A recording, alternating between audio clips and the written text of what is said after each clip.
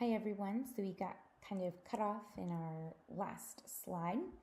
We were talking about our emerging and young adult health. And to kind of pick back up, we were talking about how many college students are actually pretty unrealistic and overly optimistic about future health risks. This makes sense to us because, again, kind of going back to what we talked about, when you're in your peak physical health, you don't necessarily think something's going to happen to you, right? You see a person who's older who maybe threw out their back, but you don't have that issue. So you think to yourself, oh, well, that's not going to be me. I'm fine, right? But the choices that we're making now can influence whether we might potentially throw out our back later.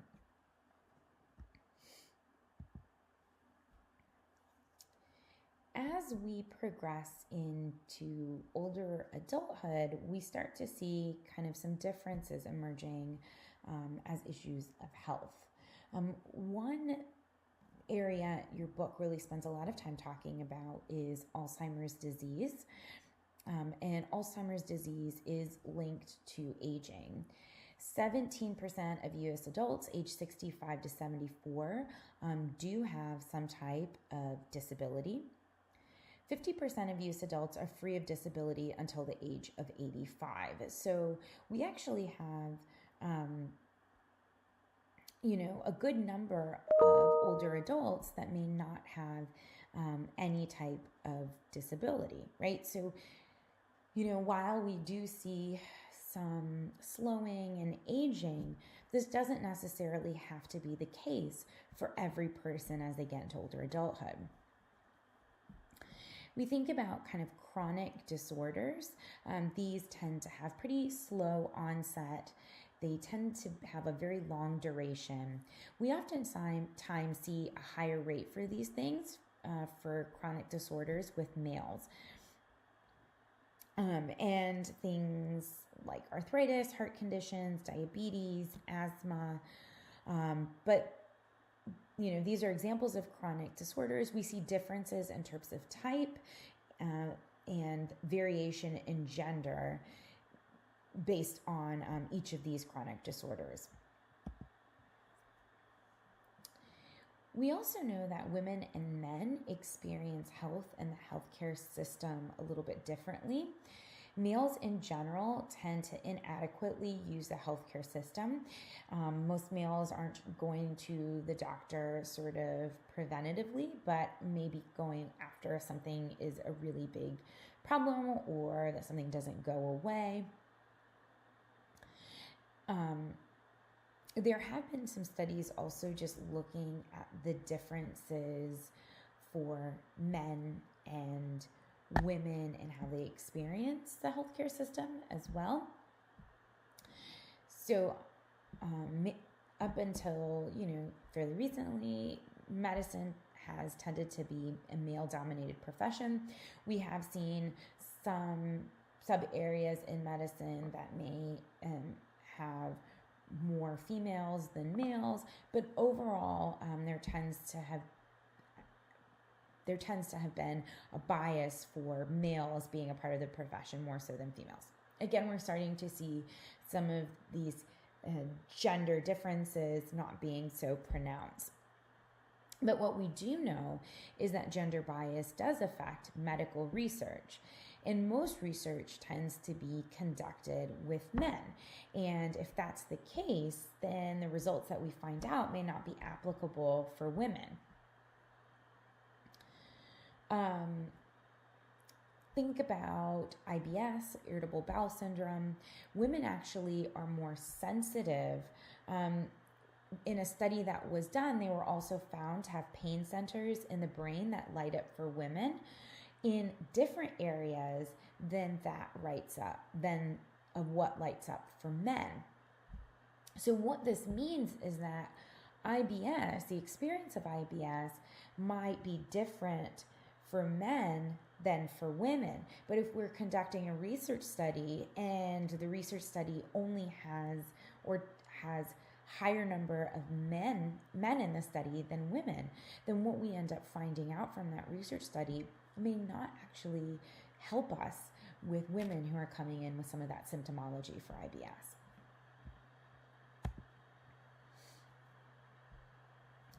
Chronic disorders are characterized by slow onset, they have a long duration, there are gender differences. Fatal chronic disorders tend to affect men more. Non-fatal chronic disorders, things like arthritis or carpal tunnel, tend to affect women more. We do see differences here as a result of socioeconomic status. Poorer adults are actually 3 times more likely than non-poor adults to be limited by a chronic disorder. So here SES is very much influencing this, also influencing access to care, access to preventative care, right? And all of these things are kind of fitting together. Chronic disorders themselves tend to be fairly rare in young adults, but we do see an increase as we get to middle adulthood, and they're much more common amongst older adults. Osteoporosis tends to be of higher concern for older women. You may have seen medications like Boniva. Sally Fields has a commercial once monthly Boniva, and this is related to bone loss that might occur for women. Dementia, especially Alzheimer's disease, tend to be major health problems, one that our health system doesn't always know the best ways to deal with. It is difficult disease to watch a family member go through. We're going to talk about that in just a second. It's important to note though that a sizable portion of older adults don't actually have a disability, and they are doing physically, from a health perspective, pretty well. But we do have some individuals within the older population that do require round-the-clock care, and this may be provided through things like a nursing home or a medical professional that lives in home if you are able to afford to do so. While accidents are the leading cause of death in infants, children, adolescents, and young adults, chronic disorders tend to be the main cause of death as we move into middle and older adulthood. So I briefly talked to you about osteoporosis. Your book talks about this as well. It's an aging disorder. It involves extensive bone and tissue loss. It is related to calcium deficiencies. It can affect walking. There are gender differences, so predominantly this tends to affect females. 80% of US cases are experienced by females. 66% of women over the age of 60 also seem to be likely to be diagnosed with osteoporosis. We do have healthcare and medication that can help with this, but of course, nothing is as good as maintaining that healthy diet or maintaining that exercise in conjunction with that medication to really reduce any risk that could be experienced. Dementia, I would say, is kind of an umbrella term for neurological disorders. 20% of individuals over the age of 80 have some form of dementia. Alzheimer's disease is the type of dementia. So remember, dementia is kind of that umbrella term. Underneath that, we may find Alzheimer's. It is progressive, it is irreversible, and it is a gradual loss in functioning all the way until death. We have seen progressively more and more individuals coming forward with Alzheimer's. It does affect a significant number of older adults within the population. The onset, however, varies. The age, genes, lifestyle, all of these things contribute to Alzheimer's disease. There's been some even recent articles talking about oral health and how oral health may be related to Alzheimer's as well. So we've been really doing a lot more research. While we've made significant progress with medication and at least being able to control to some extent, there is no medication currently on the market that is a cure for Alzheimer's. So there's a lot of research that's actually continuing to be done in this area. Early detection of Alzheimer's can be very helpful, but in truth, while we've got kind of cognitive batteries, the best way to know if somebody has Alzheimer's is by looking at their brains, which typically are done once the person has died. So now there may be MRIs or brain scans that can be taken into account that can really take a look at that brain and brain decay. And so you can see the difference here between an Alzheimer's brain versus a normal aging brain, right? So you see some of the areas that are kind of showing up in those scans. Caring for individuals with Alzheimer's can be extremely difficult and can be very, very, very emotionally and physically taxing for family members. So I want to kind of show you a quick video looking at that Alzheimer's disease.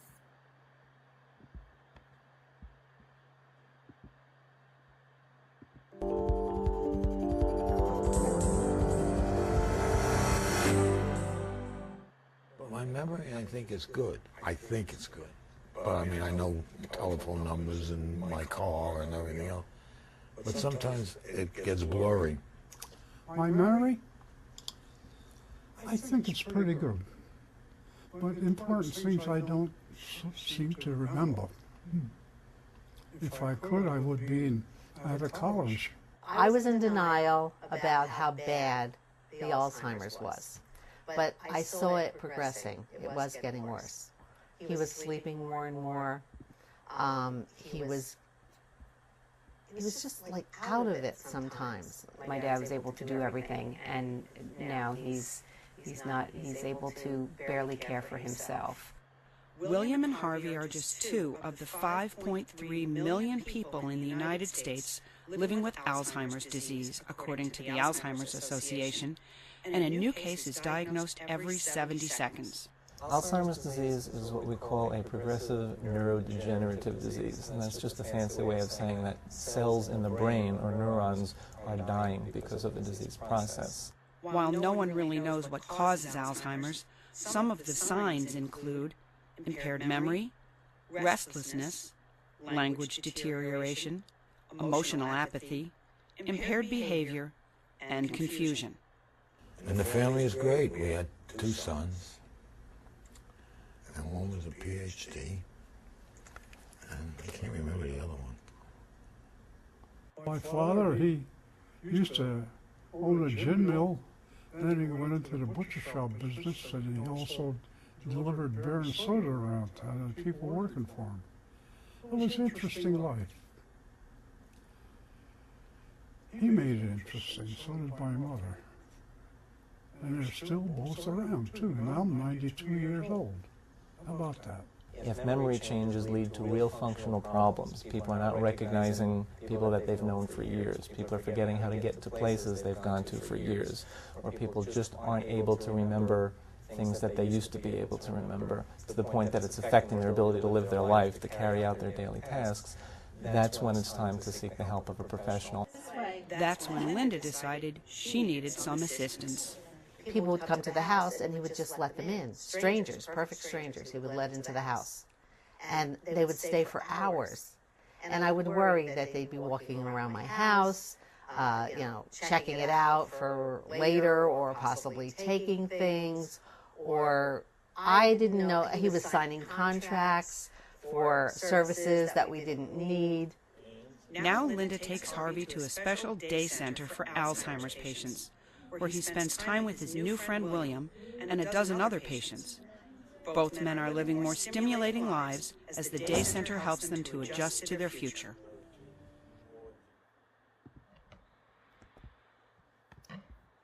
This gives you a little bit of information, or a little glimpse rather, into individuals that are experiencing Alzheimer's. There's a lot more information on this.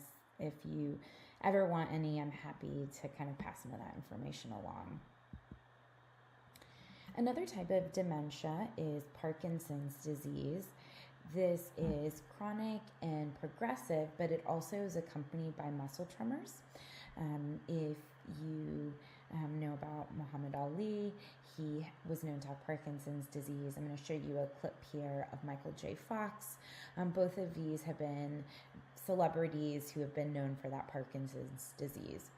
Drug treatment in the early stages can be helpful. However, overall, there's a loss of effect in terms of how the drug is influencing us over time.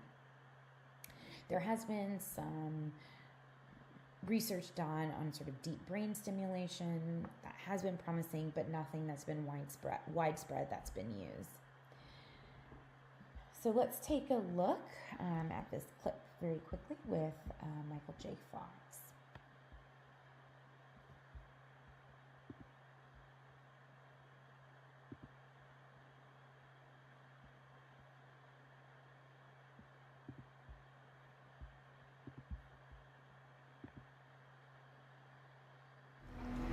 This year, some 50,000 people in the United States will wake up and sense something's wrong.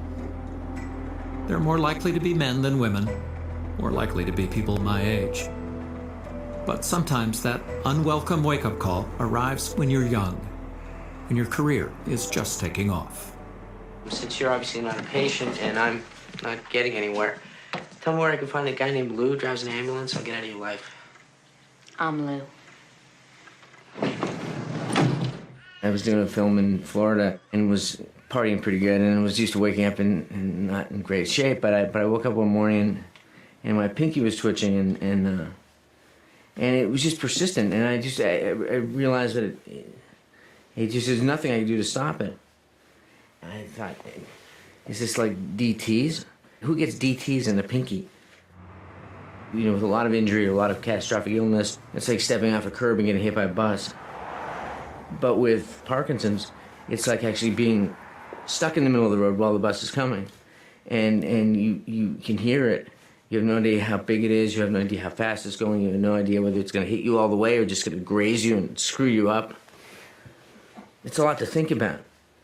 And it's not anything that I was ready to introduce to the neighbors until I really understood it.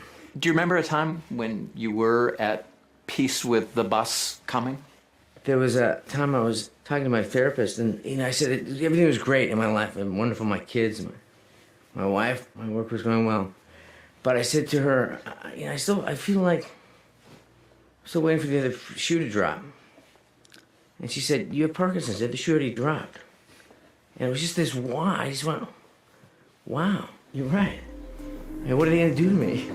My father, my brother, and me. Watch online or on air beginning February 3rd. All right. So again, here we have seen this occurring with individuals who are famous, but, there are numerous individuals that experience Parkinson's. Michael J. Fox was an example of somebody who had early onset Parkinson's disease. Kind of moving on, your book talks about the oldest old. So these are individuals over 80 years old. Frequently, when we see images of such individuals in the media, we often see them as being sort of frail and decrepit and unable to do anything by themselves. However, it's important to note that there is a large number of individuals who are part of the oldest old category who are actually fairly robust and quite active. In fact, less than 60% of them have a disability. And we do know that with good health care, with good access to healthcare and medical treatment, you can have a pretty good level of, or pretty good quality of life, even as we get into older adulthood. So, if you are an individual who might need some type of additional care, one can go into a nursing home, right? That is one option for you. But one of the things to note is that the quality of nursing homes varies substantially. Unsurprisingly, nursing homes that cost a great deal of money probably have pretty good health care, pretty good facilities. When we go to state-run nursing homes, we're going to see a completely different standard. In fact, a large number of nursing homes have failed inspections. They have very minimal standards, and over a third have serious deficits. And this is really problematic. A study also took a look at the day-to-day ability for someone in a nursing care facility to have control, and it was found that when somebody in a nursing home was able to choose who came into their room, or what type of meal they were going to have, or when they ate that meal, things that you and I get to do on a regular basis, just having that limited amount of control actually increased the person in the nursing home's life by about 18 months. That's a lot when we're talking about the sort of end of our life. It's almost 2 years, right? Just simply by having choice. Okay, so this kind of brings us to the close of talking about some of these differences in health. Your book then kind of goes on to talk about obesity, sort of health choices, types of food, etc. So we'll kind of pick up with some of that back when we get together in class. Please bring all of your questions with you, and we'll make sure that we're able to answer them whenever we all get back together. As always, please know that I am available via office hours. Feel free to sign up for an office hours appointment, and I'm happy to answer any of your questions that you have there. All right, I hope you have a fantastic rest of your day. Have a good one. Bye.